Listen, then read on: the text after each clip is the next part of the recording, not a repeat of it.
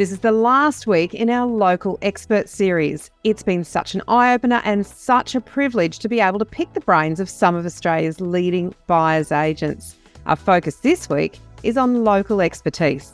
In this episode, we're really looking at the benefits and the reasons why you need to develop local expertise if you're going to be buying yourself or if you're going to be using a buyer's agent, why it's so important that a buyer's agent has local expertise.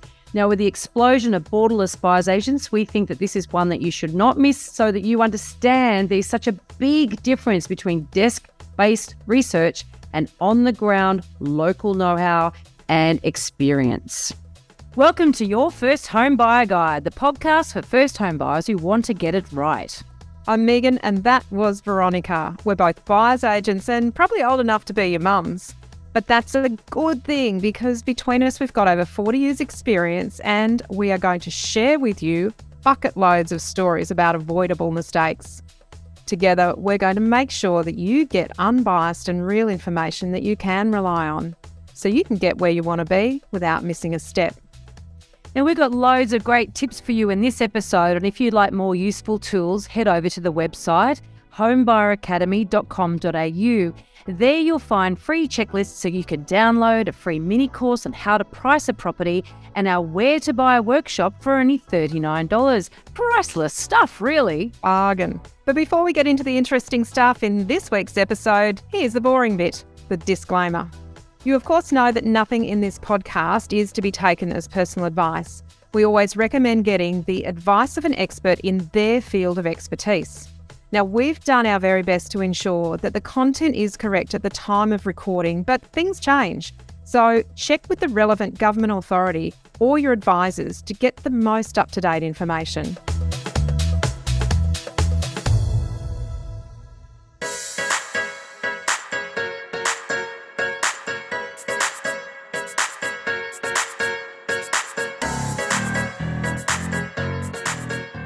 Now, you may notice that we're just talking about states here. We recognise there are two territories in Australia. There's the Northern Territory and the ACT. Now, we haven't included experts from those two territories for two reasons. One, Northern Territory, we actually don't know any buyer's agents up there. And two, when it comes to the Australian Capital Territory, well, the laws are almost identical to New South Wales. So you can pretty much rely on what I say for New South Wales goes for there too. Can you please introduce yourself? We'd love to know who you are and where you buy.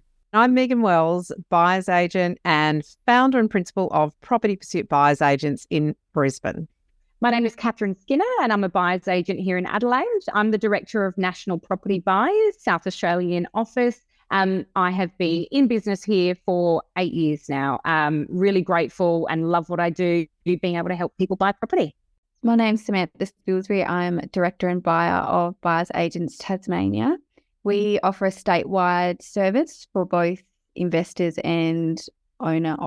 A lot of our clients are relocators, so whether they're retiring or new families moving here, it's probably where our niche is to help them settle in.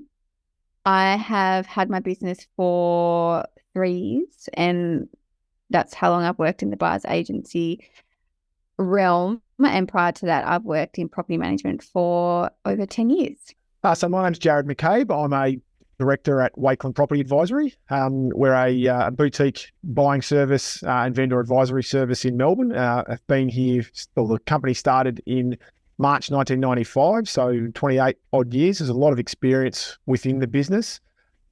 We focus very much on asset selection as a big part of what we do and what we look for. Buying the right property is extremely important. And obviously, everyone wants to get it for the best price they possibly can. But if you select the wrong property in the first place, then that can be a bigger issue. So we're very focused on asset selection and education as well. Hi, my name's Ben Lamas. I'm a buyer's agent in Western Australia for Acumentis Buyers Agents. What are some of the mistakes made by people from interstate or overseas when they try to buy property in your state? In Queensland, assuming that the level of disclosure is the same as other states is one of the biggest mistakes we see people make. And thinking that the agent or their solicitor is going to fill in the gaps for them. So if you bought in Victoria, for example, where there's a great level of disclosure, and you come up to Queensland and you don't get all of that information, you're sort of looking, I find that buyers are looking at the agent going, well, why didn't you give it to me? Well, because I don't have to. Solicitor, why didn't you tell me about it? Well, you didn't ask. So I think it's the misunderstanding about how much the onus is on the buyer to do their due diligence, to understand the process and to know what information they need to ask for and who to get it from. That is one of the biggest challenges for people who have either bought previously or come from an understanding of how property law works in other states. That complete lack of understanding sometimes about what caveat emptor actually means and that let the buyer beware means you've got to do the work to find the information. You cannot rely on anyone else unless you're working with a buyer's agent who is doing this for you and filling these gaps in for you. You have to do these things. And that's one of the biggest trips that I find people make when they come from overseas or interstate in Queensland. I think the other thing that is really quite tricky is that often places in Queensland are advertised as being Brisbane. And when you're interstate and you're looking at, even interstate buyers agents that buy in Queensland make this mistake. So, you're not alone if you make this mistake, but it's looking at things that are advertised as growth corridors as opposed to areas that have the fundamentals for capital growth. And getting tricked up by, it's in Brisbane where it may not be in Brisbane. It may be way outside. Brisbane is about a 12K radius from the CBD. It's a reasonably defined geographic area. That's the Brisbane local government area. But Greater Brisbane includes places like Logan and Ipswich and, there's a number of other local government areas that are included in Greater Brisbane statistics. So it can be one of those things that trips people up to think, I'm buying in Brisbane when you're actually not. And that will have a fairly big impact on long-term potential for capital gain. In New South Wales, because we've got this strange exchange of contracts process, buyers from other states or territories are completely unfamiliar with it and just don't know how it works.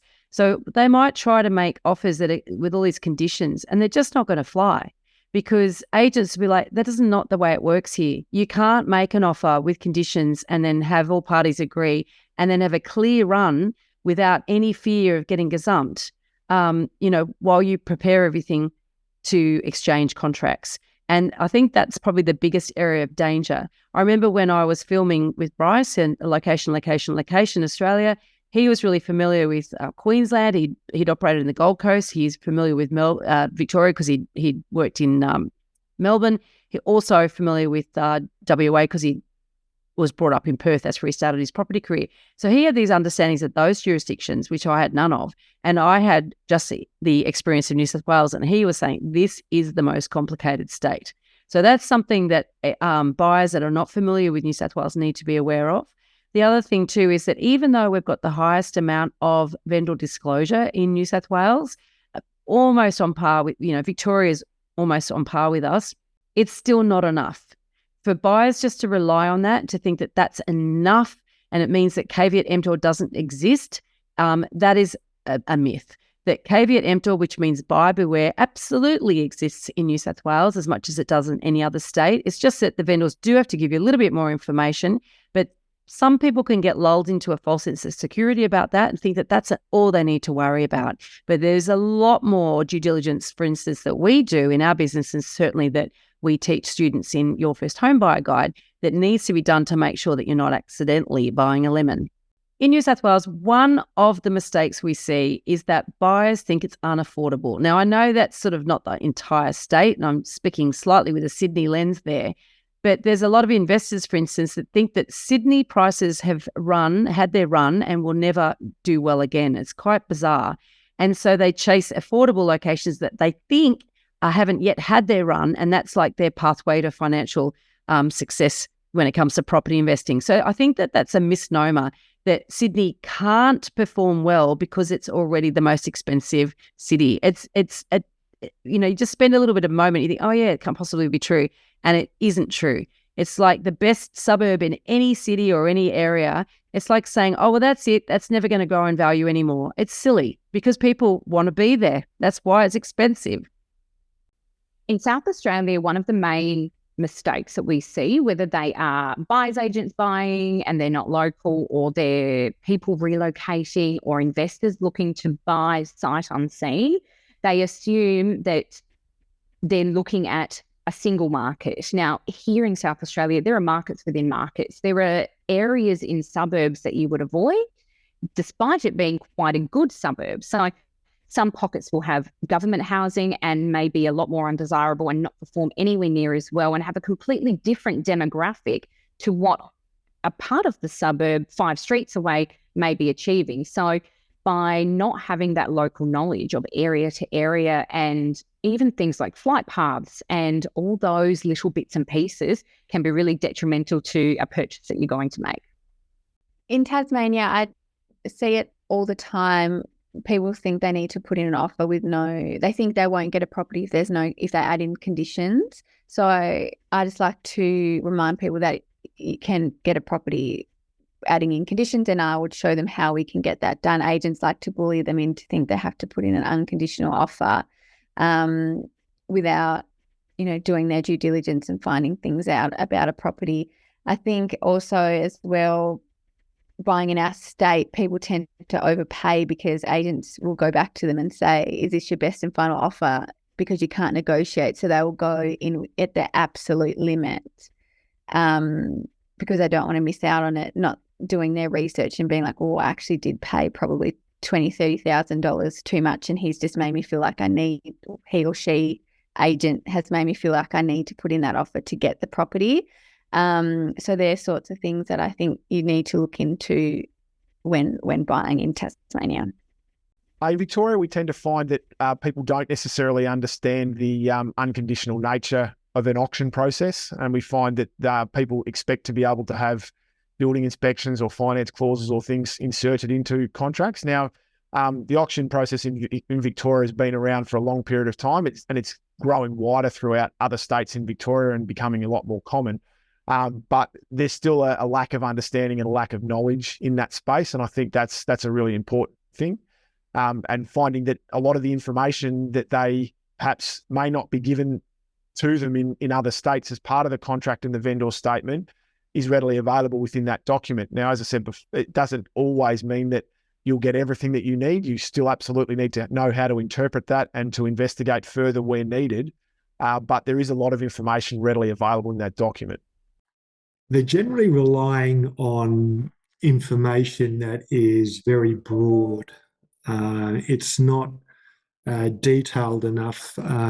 For example, a lot of people who are inquiring into Western Australian market, they're going, I can buy a property for $500,000 in, for example, Armidale, which is an eastern suburbs area. And the general consensus is that it's close to the city, it's on the rail line. However, the demographic profile of Armidale isn't that great, and there's a large proportion of social housing in that area, which can be a detriment to the asset. So relying on general information can get you into a lot of hot water. By engaging a local agent in Western Australia as a buyer's agent, they're able to pinpoint better suburbs with better value, with better growth opportunities. So with the first homeowners grant, currently I think it's $10,000 that gets supplied to you as a first home owner. However, they've discontinued the purchase of established homes. It's only brand new builds. But although it's a great incentive to get young people into the market, all that is doing is adding to the construction cost of the property. So the builders are just taking that money in Western Australia, building a house and it's just gone up by $10,000. Whether it's equal to the value, I'm not convinced. So in Western Australia, are we advising to buy house and land packages at the moment? Probably not, because it's not showing true value. There are incentives in terms of stamp duty. So if you're buying at a certain level, there's no stamp duty payable for a first home buyer. And there's also $2,000 grants that are applicable to first home buyers to assist in costs associated with the purchase. But certainly that $10,000 buying a brand new home doesn't make a lot of sense in terms of driving value for a first home buyer. What is the one thing you know now that you wish you knew as a first home buyer? If anyone's heard my story, my origin story of becoming a property owner, they'll know this one. And the one thing I wish I'd understood was that as a first home buyer, with the potential earning capacity and the potential to be able to stretch myself, I instead was so ridiculously conservative that I didn't even look into what potentially I could have bought, and I bought a studio apartment that I outgrew in 1 year. I wish I'd known that I should have looked further ahead in my horizon to buy a property that actually would last me longer and be fundamentally a better asset, but most importantly, last me longer than 1 year. Look, I live in Queensland. I bought my first house in Queensland, in Brisbane, in a little suburb called Gordon Park. I wish I knew how much I didn't know. And I think every day I continue to learn more and more and come across more situations and constantly filling up that knowledge gap. But it's thinking that I knew things and not knowing that I didn't know things was the one thing when I look back, I wish I'd allowed myself to be a little bit less sure of myself and been, who to turn to for independent information. It was just, you just went to the agent and you believed the agent. This is 1998. I believed the agent and what they told me because I didn't understand that the agent was working for the seller. They had no interest in me or my needs or my goals or protecting my interests. I just didn't know that. And I think that had I known that, I would have made some really different decisions and I would have gone about things quite differently. The other thing that I think is one of my biggest learnings over time that I wish I knew back then was buy the best property that you can stretch to afford to set yourself up for the long game instead of trying to buy the cheapest that you can get away with. So for me, I guess probably the biggest mistake that I made personally when I was buying my first home was going through looking at a property once, missing a lot of the details, putting in an offer that was unconditional without a building and pest inspection. So I guess rewinding the clock, I was a little bit more carefree, thought, everything was going to be okay. And thankfully, everything turned out fine. We had no big issues with the property and the finance came through. In hindsight, knowing what I know now, obviously, I do things very differently when I'm purchasing a property, whether it's for myself or clients. In Tasmania, one thing I wish I knew that I do know now is that you can, do due diligence and you can get access to the things you need to get access to. I've seen people buy properties that are, 30 years old but have never been signed off by council. So, and they've bought it and now they're stuck into getting that done. So although agents may make you feel like you can't get those checks, it's really important to know that you absolutely can get that things done and you will more than likely still have your offer accepted. In Victoria, I would say one of the main things, and this probably goes across the board rather than just being for our state, but I think a big thing is people get caught up on the nitty gritty around particularly pricing when looking to put offers forward or where they'll set their upper limit when bidding at auction. And I think they can get very caught up in the minutiae of $1,000, $2,000, $3,000, perhaps $5,000 or $10,000, depending upon where it is, instead of focusing on the quality of the asset that they're trying to buy and really focusing on buying the right property. And if you do get that secured, an extra $5,000 or $10,000 shouldn't matter in the grander scheme of things if you're buying the right property for the right reasons. That it's okay to buy established. Buying a brand new home might look shiny and fantastic, but it's not necessarily the one that's going to increase in value. Buying something that's a little bit older that you can add value to closer to the city will always be a better investment. If I had known that earlier, I would definitely have bought a lot more. Well, that wraps up the final episode in our local expert series. We hope that you've really enjoyed this. It came as a result of a number of you listeners writing in saying, are you just focused in Queensland and New South Wales? We don't seem to know what's going on in other states. Well, we do, and the program that we have does cover every single state, but we put this series together to give you an overview so that you can actually apply some of that local knowledge to your own property search. In this episode, we've covered a very small part of our 10-step online course for first-time buyers. If you would like to learn more about the process and how to buy without making a mistake, then head over to our website, www.homebuyeracademy.com.au. Don't forget to subscribe to the podcast so you won't miss an episode. And if you like what you've heard today, please give us an iTunes review. 5 stars would be wonderful. It will help others find us as well. Thank you for joining us. We hope you found this really useful. And if you have, please share the love with others who you know are in the same boat. We'll be back next week with some more priceless stuff.